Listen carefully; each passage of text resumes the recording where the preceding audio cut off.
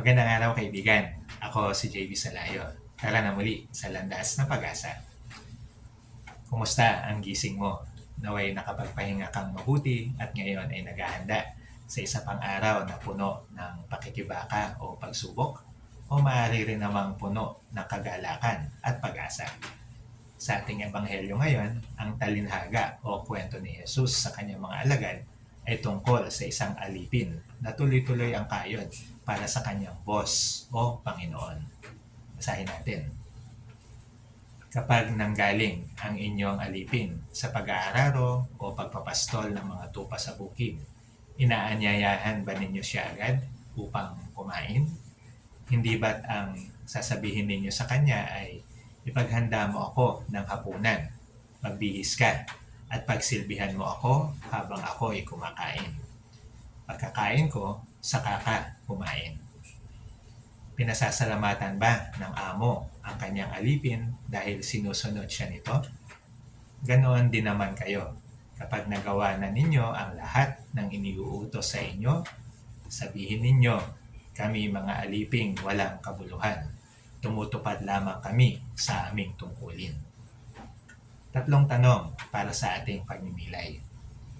Una, ganun nga ba ang buhay natin? Di ba ang harsh naman? Kakauwi lang galing sa pagsasaka sa bukid. Tapos, siya pa rin ang maghahanda ng hapunan ng kanyang amo? Hindi man lamang pinagpahinga muna? Mukhang harsh nga talaga. Ganun talaga. Ang alipin ay alipin. Ang amo ay amo. Tama lang naman. Alangan namang mauna pang kumain yung alipin. At hindi rin naman talaga harsh kung iisipin. Hindi naman abusive itong amo sa ebanghelyo dahil pinagbihis naman muna ang alipin at makakakain din naman siya pagkatapos kumain ng amo. Ikalawang tanong, sino o ano nga ba ang tunay na boss sa buhay mo ngayon? Ang boss mo ba ay yung boss mo sa trabaho? Yung tipong wala ka ng pahinga, inaabot ng gabi sa mga meetings at kahit weekend ay kailangan magtrabaho? O yung mga anak mo ba, dahil matapos mong magtrabaho, ikaw pa rin ang naghahanda ng kakainin nila at maglilipit at magpapatulog sa kanila. At kahit weekend, naaabala ka masyado sa mga errands para sa kanila, sa kanilang mga extracurricular activities?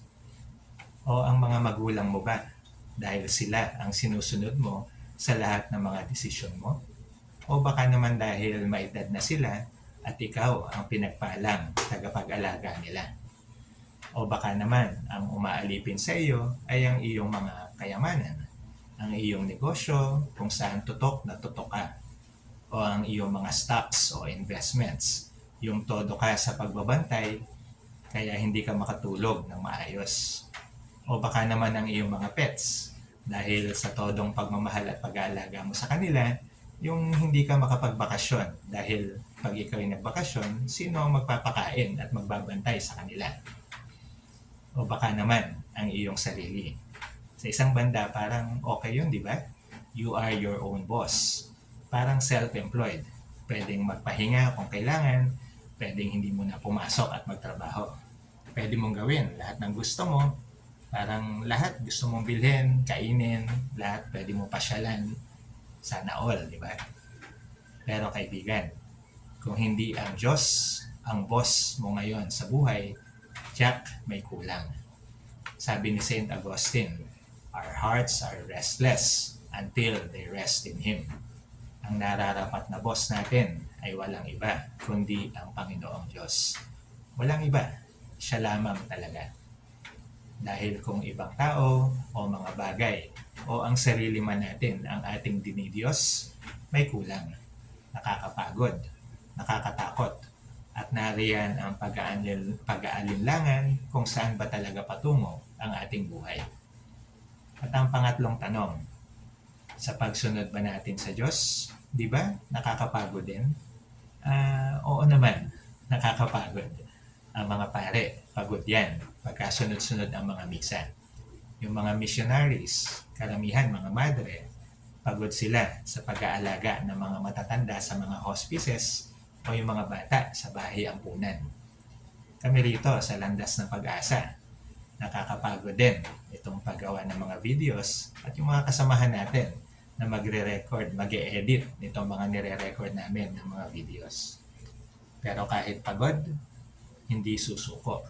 Dahil sulit naman, dahil sa tunay na pagsunod at paglilingkod sa Panginoon, matapos nating sundin ang lahat ng kanyang utos, buhay na walang hanggan ang kanyang pangakong gantimpala. Yan ang ating isa-isip, isa puso at isa buhay.